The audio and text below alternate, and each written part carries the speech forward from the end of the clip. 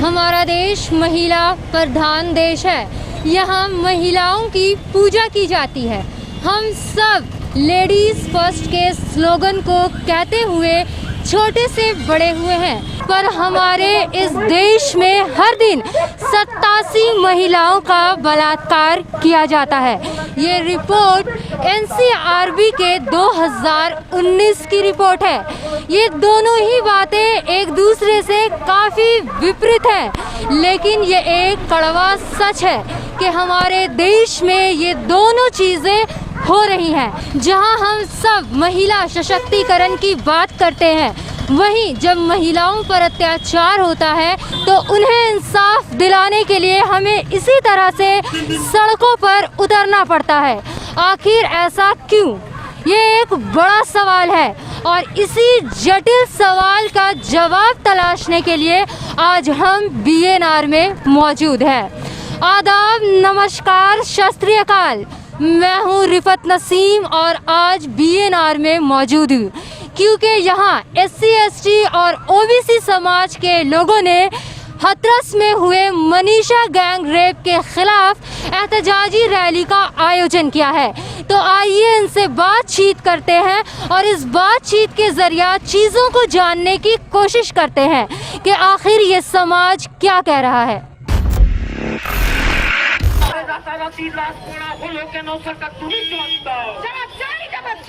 आप दोनों इस रैली में मौजूद हैं। मैंने देखा कि बीएनआर से आप इस रैली में शामिल हैं और आ रही हैं, इसीलिए सब कोई आया था। हम लोग भी आए, लेकिन वो बच्ची के साथ जो नाइंसाफ़ी हुआ है इसके लिए सब कोई आया, तो हम लोग भी आए हैं बोलने खातिर। बहुत नाइंसाफ़ी हुआ, ऐसा नहीं होना चाहिए।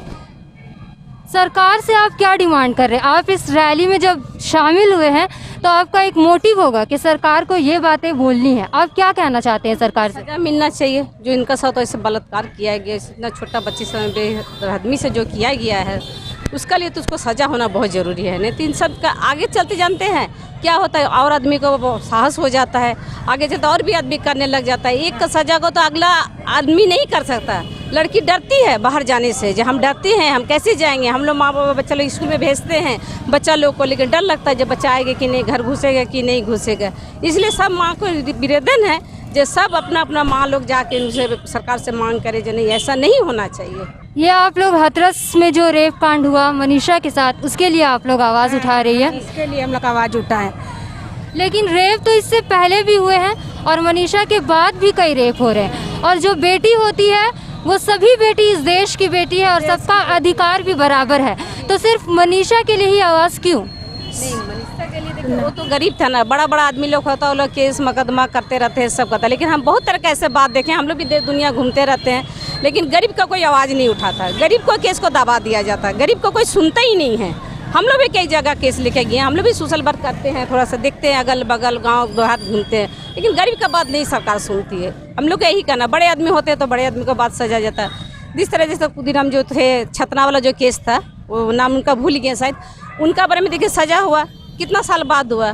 फिर वो जो लड़की का जो अगले वाले जो हुआ उनका बारे भी प्रियंका के बिली हुआ। तो गरीब के बारे में क्यों नहीं सरकार सुनते? उनको भी तो सोचना चाहिए ना। जब हम अमीर के लिए कर सकते तो गरीब के लिए भी तो करना चाहिए। बहुत आदमी को दबा दिया जाता है, जो गरीब का बात नहीं सुना जाएगा। कोई केस से दबा देता, कोई पैसा से दबा देता, कोई धमकी से दबा देता। लेकिन क्यों ऐसा क्यों करते हैं?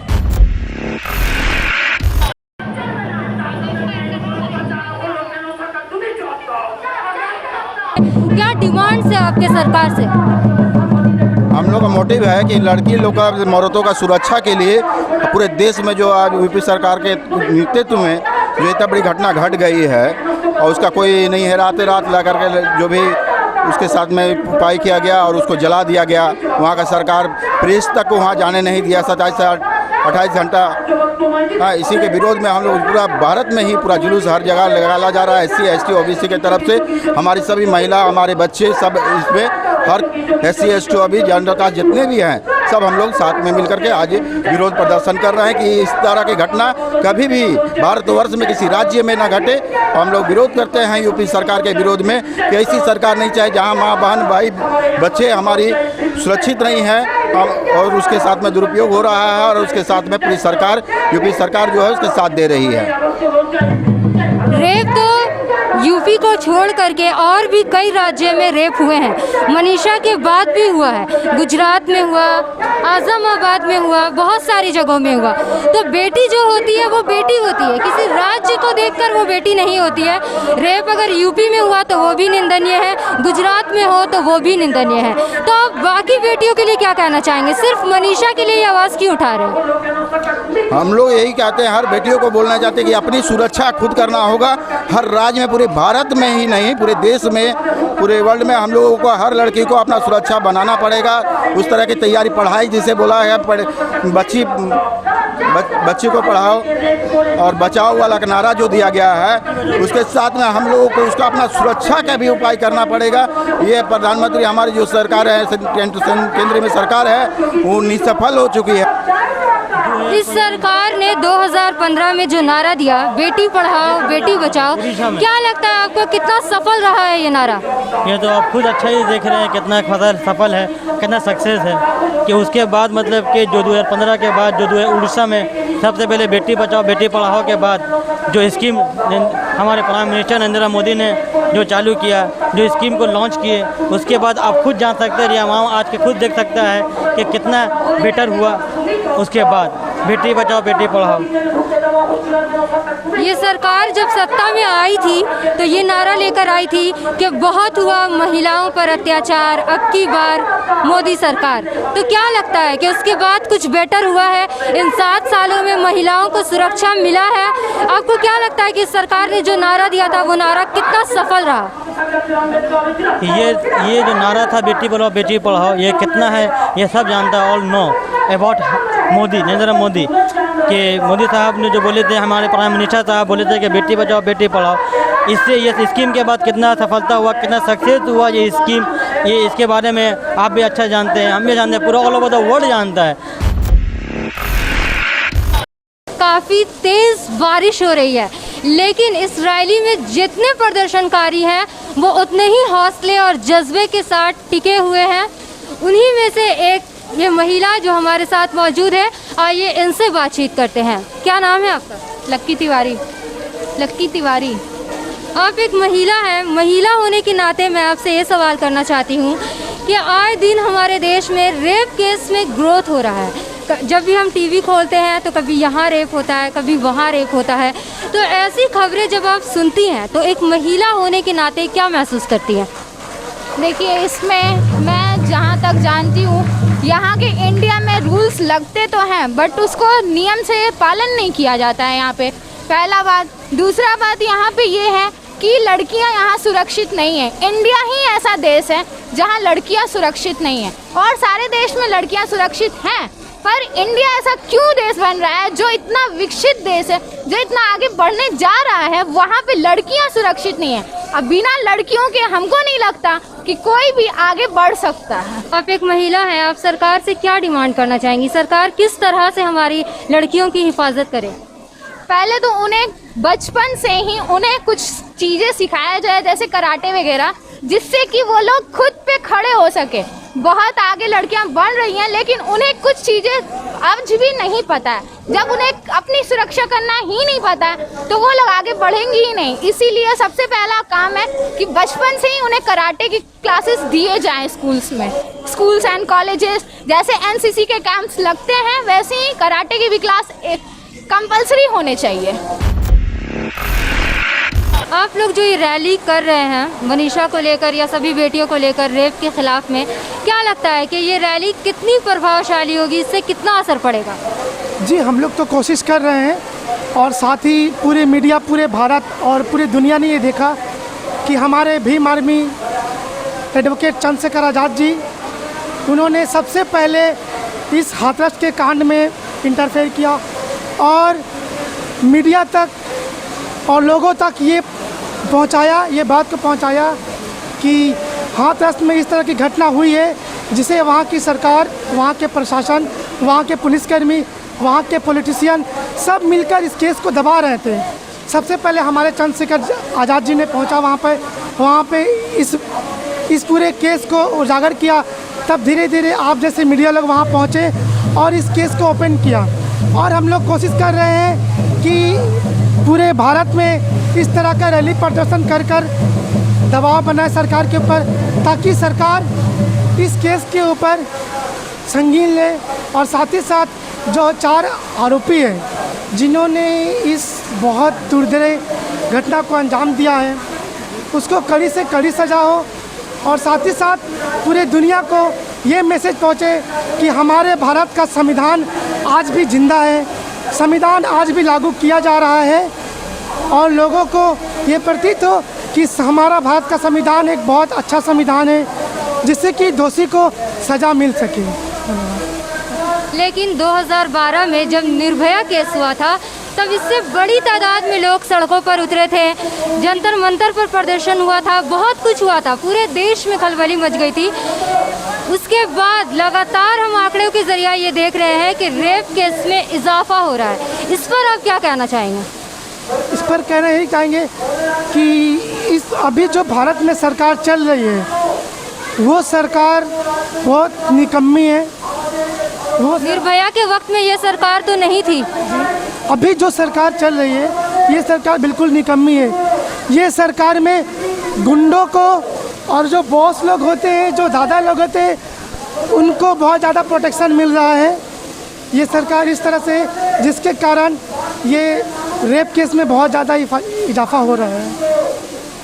आपका कहना है कि सरकार के निकम्मेपन से रेप केस में इजाफा हो रहा है।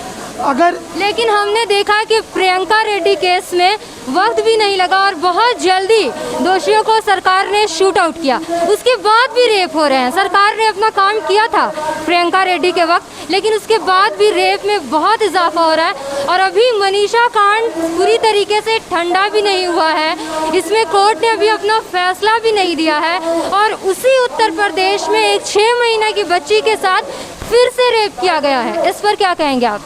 इस पर यही कहेंगे, जो हम लोगों ने सरकार चुना है, जो नरेंद्र मोदी जी की सरकार है, वो सरकार शायद सक्षम नहीं है, और साथ ही साथ उत्तर प्रदेश में जो योगी जी की सरकार है वो भी ये रेपिस्ट को रोकने में सक्षम नहीं है। इसीलिए हम लोगों का ये डेमोन्स्ट्रेशन है कि इस तरह की जो घटना हो रही है उन पे कड़ा एक्शन हो, ताकि जो आने वाले दौर हैं उस पर ये पता चल सके, उन लोगों को ये सीख मिले कि ऐसे रेप या ऐसे कुछ घटना करने से ये संविधान, ये सरकार हमें छोड़ेगी नहीं।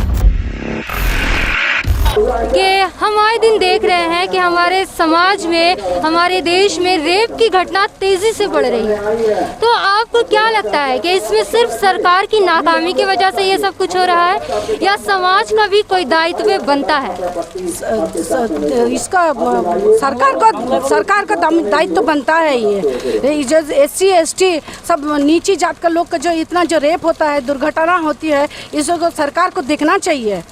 ये लोग हैं सबको, जितना गरीब इंसान है सबको, सब लड़की लोग को, छोटा लड़की लोग को, इतना छोटा लड़की को रेप किया जाता है। ऐसे सरकार को देखना चाहिए, अच्छा से देखना चाहिए। हम आसनसोल से बोल रहे हैं जी, सबको देखना चाहिए, समाज को, सब छोटा जाति का SC ST। हम लोग तो उतना, हम लोग को पैसे वाला नहीं है कि हम लोग कहाँ जाएंगे, बड़ा नेता लोग तो सुनता ही नहीं है। इसीलिए हम लोग को सबको बोलना है, जो जितना है सरकार को अच्छा से जानना चाहिए कि हम लोग के साथ कैसे होता है। हम लोग को बहुत बड़ा आंदोलन है, SC ST का बहुत बड़ा हम लोग का आंदोलन है। ये आंदोलन क्या आज के लिए बस ख़त्म हो जाएगा, या जब तक बेटियों को इंसाफ नहीं मिलेगा ये आंदोलन चलता रहेगा? हाँ, चलता रहेगा, ये आंदोलन बराबर चलता रहेगा हम लोग को। काहे कि बाहर में हो रहा है, उत्तर प्रदेश में आसनसोल बांध पर कोई भी जगह में होता जाएगा, लेकिन हम लोग को हेल्प चाहिए, सरकार को देखना चाहिए, सबको देखना चाहिए जो हम लोग को ये कैसे हो रहा है। आपको क्या लगता है कि SC ST के साथ नाइंसाफी हो रही है? हो रही है, SC ST सबके साथ हो रही है, छोटा बच्ची लोग के साथ हो रही है, लड़की लोग के साथ ज़्यादा हो रही है। लड़की लोग छोटे बच्चे पढ़ने नहीं जाएगी, अपने प्राइवेट नहीं जाएगी, तो माँ बाप का उतना पैसा कहाँ है जो जाएगी। आप एक महिला हैं, और हमारे देश में जब भी रेप होता है तो रेप के बाद कुछ लोग तंबी देने के लिए बैठ जाते हैं।